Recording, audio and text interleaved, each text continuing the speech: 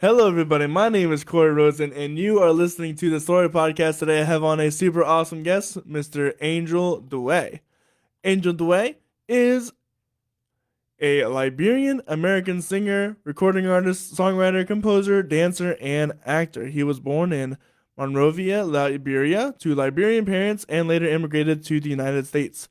Angel is known for incorporating multiple genres in his songwriting, such as pop, Afropop slash Afrobeat, and R&B. His effervescent music embodies a truly unique sound that represents his personality and his home country of Liberia. Angel's distinctive vocal style in the Afro-pop slash Afrobeat music genre has earned him the title Afro-Prince. Angel Dweh is a Masterclass Radio Awards 2020 and 2021 Artist of the Month nominee, CIMV Awards 22 nominee for Best Video, winner Board Award for Soldier of the Year 2022, and Central Pennsylvania Music Awards 2022 nominee for Best World Music. Since emerging on the scene in 2020 with several hit singles such as Love a Good Thing, Salute, Hard for Me, and Flexin', Angel has been grabbing the attention of critics both locally and internationally. In 2022, Angel Dweh performed at the Akana African Festival in Philadelphia and at the African American Cultural Fair in Lancaster, PA, making him the first Liberian and only African artist to grace the stage at the African American Cultural Fair and the Indiana University of Pennsylvania Cultural Stage. Angel, how you doing today? I'm doing good. How are you? I'm doing great, man. So tell me how this all started. You were born in Liberia and you decided to immigrate to the United States. Why? I was born in Liberia. Um, my family and we came to the United States for, better education, better, the American dream. We all trying to achieve the American dream. So yeah, we came in 2012, and when I graduated high school, I wrote my first song, "Love a Good Thing," and your first song, you get so many, you know, feeling like if you need to put it out. But one day, my mom welcomed me in my room. She was hearing the music. She's like, "You gotta put that out. You gotta put that out." So I put it out, and I got good review from people. That's how I continue. So what was it like? Well, let's first start off with your love of music. Where did that originate from? That originally, the love of music from Africa, from Liberia as a whole. A lot of adults who have raised me, they would tell you that I started playing on cars, on people's cars when I was 6. But I'd say my singing, I got it from my mom. My dancing, I taught myself by Hmm. watching Chris Brown, Usher, Michael Jackson, and James Brown, which I still do watch them. So yeah. So how long did you live in Liberia? I was in Liberia till I was 12 years old. Do you remember much of it? A little bit, a little bit of it. I know a lot of have changed, but some of the slang words I grew up with, some are still there, some are no, not there anymore. So I do remember a little bit, not too much. Okay, so you come over to the U.S. You write your first song in high school. What was that like for you? What was the songwriting process? Oh my goodness, that songwriting process was strange. But I'm glad I had the opportunity to experience it because you don't go to the gym because literally that's where I was. I was at the gym on a treadmill running, and my producer sent me the beat. Before he gave me become my producer, Mm. he sent me the beat, and I was running the treadmill. I was listening to them like. Just the harmony. So I'm like, oh God, love a good thing. So I started putting some words together, and then after I was done my workout, I was driving home. I played it again multiple times so I can see that it's the right melody or the right key. And then when I got home that night, I just went in my room and I got some papers and I started writing. Now it takes a lot because the first words might not rhyme, but you gotta. Mm-hmm. When I wrote the first couple of words, I didn't like them, so I trashed them. But then I ended up going back in the Mm. trash to take these words back and incorporate and make them a whole song. Yeah. So from where do you lead into too? Because it sounds like you didn't really this wasn't like a track for you until this happened. Oh yeah, definitely. It wasn't like a track. It wasn't like it doesn't happen right away. It was like a second guess. Like, oh, does the lyrics works with this tempo? So I had to literally pull back some writing from the trash can and make them as a whole one into a song. And then after that, I call. There's a studio here in Lancaster called Wombat Studio. And that's where I call. I make an appointment. I'm like, let's do this. I went there, record my first song, Love a Good Thing, and I jammed to it. It's still one of my favorites. That's awesome. So is music is something you've always wanted to do? Music is something I always wanted to do. I always dream about. I love performing. I Mm. can write the songs. I can go in the studio. I can record the song. I can compose the music. But where my joy it's being on stage and performing. That's where I get to show the people who Angel Dweh really is as a Mm. performer. Yeah. So here's a question I just had to know: is Angel Dweh a stage name or is that like your actual name? It's both. Is it really? Yes, it's both. What a sick name, man. Thank you. Of course. So you write that first single. What happens after that? Is it immediately a hit? Does it do numbers? What does it do? Great question. So, being an independent artist, you got to understand all the techniques to distribute and all of that stuff, right? Um, Getting out of high school, I'm jamming to my record. My mom said you got to put that out. I'm like, why? How am I gonna figure it out to put this out? I'm an independent artist, no Out record. of high school too. Yeah, out of Yeah. high school, I didn't learn about all of those things, so I had to literally do my own research. And then I distribute my own music under my company right now called Lake Village Music with group of a team, amazing team who I have right now. And I distribute that first on, got screaming numbers on Spotify and couples of time. And that motivated me to go back and write new songs because I was like, who's going to listen to the songs? And when people start listening, I start getting comments on YouTube. Um, I'm like, okay, maybe mommy was right. She was right. She was right. So I had to put it out, and the feedbacks were positive. And of course, my high school friends who we graduated together, they're like, "Yo, this is good. I love this." I'm like, "Okay, then I guess that's it." So I started writing music. I started distributing my music under my company, and then that's where we went from there. And then afterward, like I said, independent artists, you got to do your own work. And I'm like, okay, in order for the song to get to more audience, you got to promote the song. So I reach out. The first radio station I reach out to, we interact on Twitter. Sorry, it was Masterclass Radio. Mm. Um, they came across my profile and literally in my inbox like, hey, send me the song. I'm like, okay, I don't know this dude. He owned a radio in Canada, and I sent him the song. He's like, this song is good. I want to have you on my show.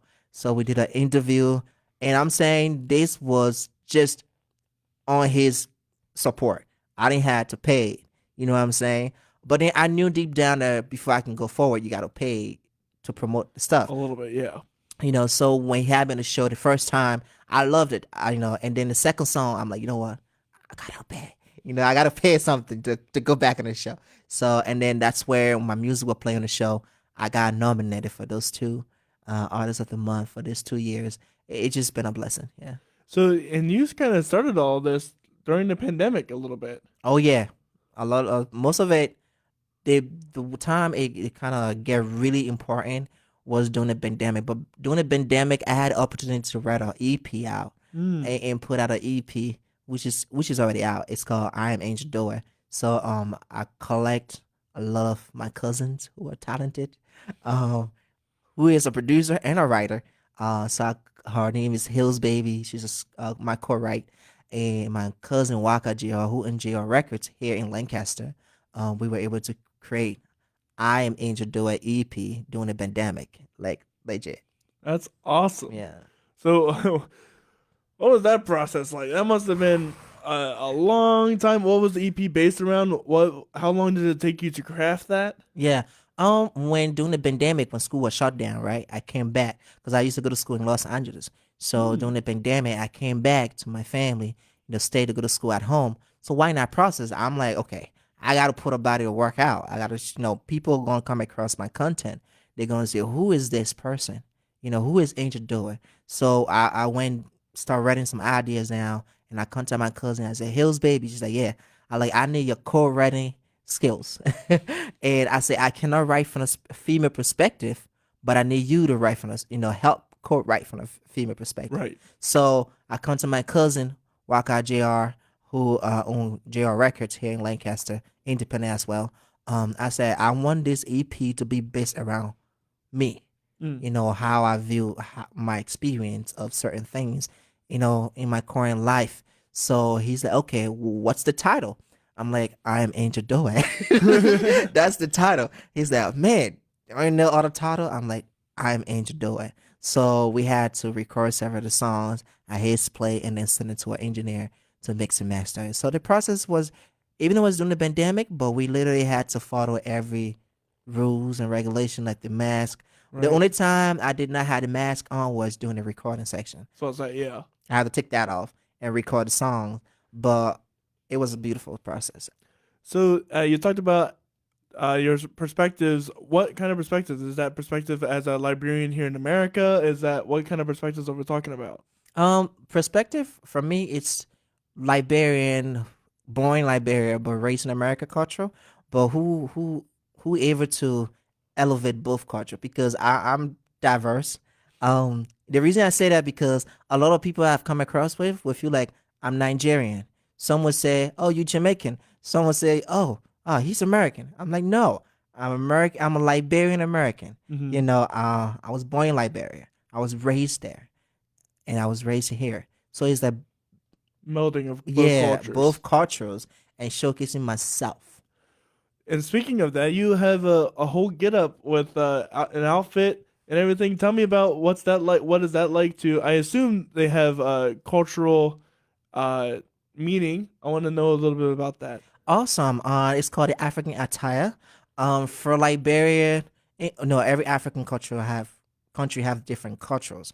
Being a Liberian, being an African, and being an artist is very amazing because I can pull from different style and just blend it, fashion wise, Mm-hmm. clothing wise. So my one of my amazing talented stylists, who is also part of my team on my team on Lake Village Music Company. Her name is Maddie Gibson. Shout out to her. She always like telling me you gotta go deep down in your roots. You gotta go deep down in your roots. So I will go when I'm doing this photo shoot. I'll pull some African stuff, African attire. Some of them my mom would sew it from back home. Oh wow. Yeah. If you watch some of my music videos, you'll see that a lot of the attires I wear, they are handmade from back home. She would bring them here, That's and crazy. then I try them on, and then boom, it's in video. It's beautiful. That's awesome. It's cool that you can tie your culture in so close to your product. Have you ever been back to Liberia? I haven't yet since 2012, but I plan on going back soon, just to visit. Right, of course, of course. Yes.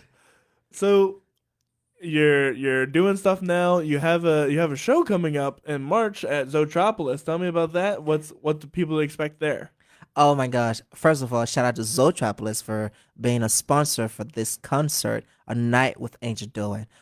With this being on March 18th, the first night, um, people just should hope, come out, to experience the magic, the joy, the music, the both cultures, because I don't want people to lose that. I want people to understand that, okay, he have both cultures, both American and Liberian side that we can share with him. That's been my message for people to share my Liberian culture with me, because not a lot of Americans know about Liberia. No, Not a lot of people know about Liberia. nobody knows about Liberia, and I only know about Liberia because I'm a geography nut. So I'm glad you did yeah, that. But Liberia holds a really close tie with the American I do. culture, like history wise. And I think being a Liberian artist is not just to do music, but to educate people that we are connect. We are connect. I know a lot of people say, "Oh, Ghana, Nigeria." Yes, Ghana and Nigeria are brothers and sisters, but you got to see Liberia in American history are very similar. The only thing that is different is that we are on the African soil. We are on the African continent, and our English is slightly different from the rest of the world. So Yeah, yeah. so even like your flag is similar to ours. Mm-hmm. So yeah, it's very very much closely tied together. You guys were a British colony back in the day, right? If correct me if I'm wrong. No, we were not colonized. No, no, No, we were really. not. It's funny because people always mistake that, oh, they were colonized by American, but we were not colonized. We were one of the two African countries not to be colonized by any country, and That's you and Ethiopia Ethiopia, then. yes, Yeah. and we were the first country in Africa during the whole slavery time, during the whole colonization, to declare independence. Now, Wow. a lot of people, that's why I'm saying history is so important. It is. Because a lot of people need to understand Liberia gaining independence. You'll be like, who did Liberia gain independence to? During the time you have people wanted to move back to Africa, Liberia government at the time said, hold on a second, we got to put a point end to this. So they funded their own government, and they let the French and the British know that they are independent. That's how people recognize us as an independent nation during that time. And then we were able to help, our neighboring countries to get the independency. And it's very important. It is. Yeah, History is very absolutely. important. And as an artist, that's why I come forth to be like, I can use that and educate people about my country and my music. Yeah. So how do you use that history in your lyrics? Do you do that at all, or? Yes. I use Liberian words, Liberian accents, in my lyrics, in my message. Is your accent now that you're speaking in your Liberian No, accent? this is not this is not the Liberian accent. Oh my gosh, you want me to do it? Do it. Go for it. Piqué. Now you asking me to do that one. Wait. So is that the language or the accent? With That's both. both. I Yeah. want to hear just the accent and see if. You want to hear the accent, my man Bob. You asking me too much question. There we go. Yeah, we go. That's the accent. That's really the That's really accent. cool. It is cool. It's different from Ghanaians. It's different from Nigerian, and it's even different from the Southern American. Like the Black American. It's very different. Yeah. I know we have connection with the Black American, but if you actually look at the Liberians, we speak different. And it was, when I first came to the States, people were like, you speak fast. I'm like, just listen. Just listen. Just you'll listen. get it. You will get it. But it's beautiful. So, where do I even go? I know I give you too much. No, I love it. It's great. I love learning about other cultures, especially having you, being almost an ambassador for your country, almost. We have one of your songs here. This is Tonight. Tell me about this song. What is it about? Oh my God, I love the song. It's about being there for someone, even though when they don't see you. I mean, I know for sure that a lot of people that haven't seen me be there for them, because all the thing about is them. Right. I'm like, I'm here for you. And even in that's why in the lyrics, if you hear it, I would go anywhere and be the man you want me to be. Yeah, the process were amazing. It was produced by a Nigerian producer. And I took my time writing it, composing it, and getting in the studio and letting it out because the message is very important. To me, especially, the message in the song is very important because it reminded myself that, okay, I got to be there for myself too. Because even though I want to be there for everyone, but I got to remember to be there for myself. Absolutely. As well. And then also it's like, it's just one of the songs. It's just one of the songs. So with that said, this is Angel Dweh's Tonight.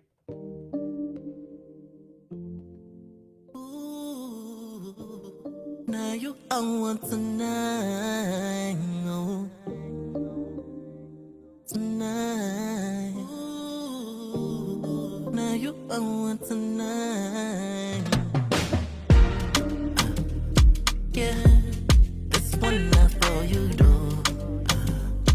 yeah. Only for you.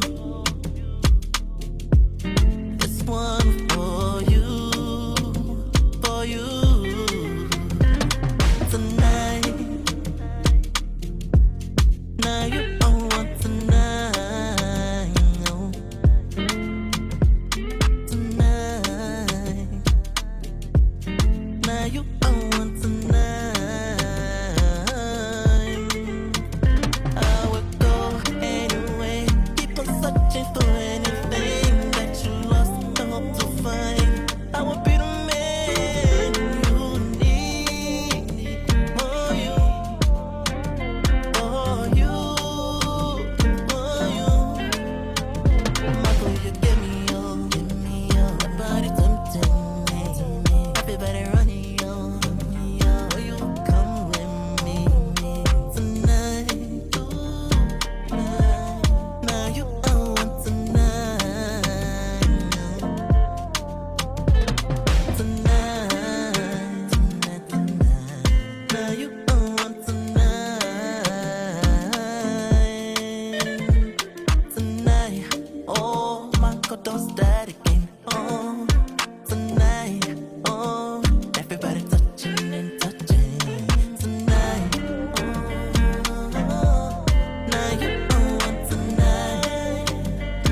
Tonight, all of you tonight. Now you don't want tonight. I will go round the world searching for what you lost. I will hustle, double hustle to get what you need tonight. Now you don't want tonight.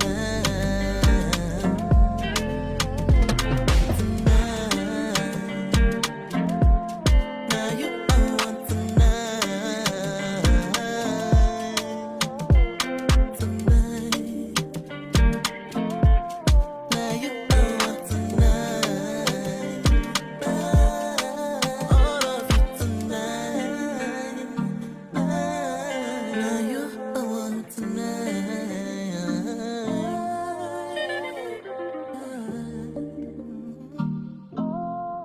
Now you don't want tonight.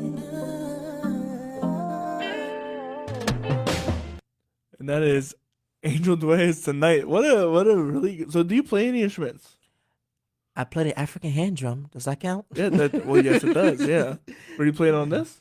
No, I wasn't playing on that. I just let the producer do the work. Oh yeah. You know, the producer, the engineers. My part was just to compose and write the songs. Your job is just to do it and be there. every Yes, day. yes. That's good. No, it's. I mean, it's hard to be a one-man machine. It is. It's very hard. I mean, you can do it, But it's a lot. but it's time consuming. It's frustrating. It's gonna make you to cry out for help. Yes. I'm being honest. It's gonna make you to cry out for help, and that's why right now I'm in a space where I'm having my family, like my blood, you know, my brothers, helping me with certain areas of interviews, of emails, checking my emails because I don't usually check emails. So some of them are just okay. Hey, this is what's going on in the email. This person email you, and we look it out. This is what's going on. So yeah, and I'm glad to have my siblings and other people help me. That's great. So, talking about being a one-man machine, you are in effect, a one-man machine. You dance, you sing, you act, you compose. What is it? So you have your show, a night with Angel Dweh. What can people expect? I know there's dancing. There's going to be dancing involved. I know there's going to be a lot of singing involved. Is there what else? How did you get into doing all of these things? The performance side. The performance side, that's it's just imaging how you want to see yourself in a frame, how you want people to remember you, how you want people to know you. You know, because I can say I'm gonna sit on the couch and watch the greats on TV show, but always while doing that, I always tell myself, okay, how do I want people to see me? Mm. How do I want to inspire people? What do I need to do? That's where I go and get a pen and paper. I write songs, and I kind of draw out. Um, I know he's here, and he don't want to be put on the spotlight right now, but His eyes went I know. My dancer. I'm gonna give him a shout out, David. My dancer's David, who who will soon be stepping the road as a dance captain. He been helping in the process too. Look, I can choreograph, but at the same time, because I'm an artist, my mind is multiple places. So he happened to step in that moment to remember some of the choreography, to clean up for the shows. Planning the shows has just been amazing because it showed growth within me. It shows that I'm able to handle a 2 hour set Yeah. or a 30-minute set. I'm able to take a show from 2 hour down to 30 minutes or 30 seconds or go back to 2 to 5. So it kind of gives you a different perspective of how you want people to see you when they come to see your show. This show been a process, and we begin rehearsing since last year. A whole year. Yeah, that the beginning part of November. Something. Okay. Yeah, Wow, that's a lot. yeah. We've been Time. rehearsing. And before we even begin rehearsing, we did all the schedule, with the dancer, with myself, with the musicians. And then we had to finalize some things with Zootropolis, to support the show. And then all of that, it just been amazing. The process, it takes time, but you gotta be patient, And then we gotta get a studio here in Lancaster to start rehearsing close towards the show, because each person that is part of the show, a different part of It's part of the show. yes, so you had to find time. But the process is amazing. The only thing for me is to learn from the process, not just learn from the mistakes, but learn and appreciate the growth and the mistakes that comes with it. So speaking about that, what are some of the mistakes you've made, and how can other people curb that? Oh. Oh. Yeah. Speaking of that, the mistake you can make, it's not communicating with your dancers, but then you're expecting to be there on time. Then it's your fault. Oh, yeah. And I think it's I know crazy that because mistake. I have done this. My dancer here, he can quote me on it if he want. I have done it where it's like late at night, and we get dance rehearsal the next day. But then I it's like sometime around 10:30 p.m. and I'm like, oh crap, I gotta text it. And I'm like, hey, this is we got rehearsed, like a reminder, right? I'm like, man, I sent the reminder out late. I hope to see it. Yeah, And, right, right. So then that's a mistake, That is a because mistake. you gotta send, deep down, no, I gotta send a reminder 2 days before Saturday, or that's why the morning I'm like calling. I'm like, hey, we got rehearsal, because I know myself that I sent the reminder out late last night. So that's a mistake. However, another mistake is, not being able to give the dancer the choreography video when they need it on time. And I think I have to process some of that too, and be like, you know what, I don't have it. I don't, and then I'll be like, it's all right, we're gonna work through it. And like I said, David been helping the process. So it takes a lot. It takes a lot of work, y'all. It takes a lot of work. Oh, yeah. To put on a show, it's a lot, especially one that you're putting on. You have a whole set of dancers, you have a whole set of musicians. It sounds like it's going to be a really big, great show. That takes a lot of work. I know just for my senior recital here, it was a whole lot of work, and I made that mistake too of not telling my musicians when they're going on. So I had different people going on at the same time, and I'm like, wait a minute, stop. Yep, definitely. Yeah. And I think for me, like I said, having other people to help, it kind of relieves the stress. Learning how to delegate. Yeah. And appreciating that the help, it's worth it. It is. Yeah. Absolutely. That's one thing I learned in the process. But it's gonna be a great show. We are running Act 1 this weekend. Hopefully we'll be running Act 2, and we'll do a whole full run show at a dress rehearsal, and then we'll be ready for March 18th. So we have one of your other songs, Come Over. Tell me about this one. Oh, Come Over is so beautiful. I feature a Liberian female artist called Faye Vanek. She's on a song. This song was just, I was just in a, like I said, my cousin co-wrote on this song. So I was just in a mood where I'm like, who do I want to come over when I'm lonely? Mm. That's the question I had in my mind. I know a lot of people like, oh, what's he gonna? I'm not gonna say. I'm not gonna say the person. I'm not gonna say the names. But I was just thinking about the person. I'm like, all right, I want that person to come over. It's the pandemic. Lonely, You're yeah. lonely. So we Can't do wrote. nothing. Yeah, we wrote the song, and we're able to record it. Yeah. And this is Come Over by Angel Dweh.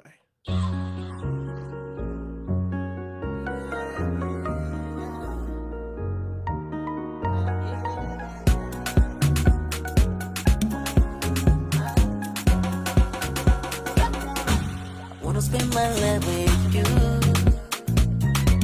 Baby, anything I do. Spend my life with you. Won't you be my Jew? Won't you be my boo girl? I wanna spend my life with you. Anything I do. Spend my life with you. Won't you be my boo? Won't you be my Jew girl? So baby, why don't you come over, sweetie? Come over, baby. Come over, honey. Come over, sweetie. Come over, baby. Come over, honey. Come over, sweetie. Come over. Alive, alive, alive. That's how I want. That's how I want to do it for you. If you promise to stay, I will never disappoint you. I will do my best to hold you. Yeah, yeah. Always and forever. Oh, na na na na na na na. Come over, sweetie. Come over, baby. Come over, honey. Come over, sweetie. Come over, baby. Come over, honey. Come over, sweetie. Come over. Don't delay. Baby, come on over. Be my girl. I could be your lover forever. Baby, forever. Come over, baby. Let me be your daddy. Come over, baby. You can give me honey. Come over, baby. You can call me daddy. Come over, baby. You can call me daddy. Come over. Come over. Come over. Come over. Come over. Come over, honey. Come over, sweetie. Come over.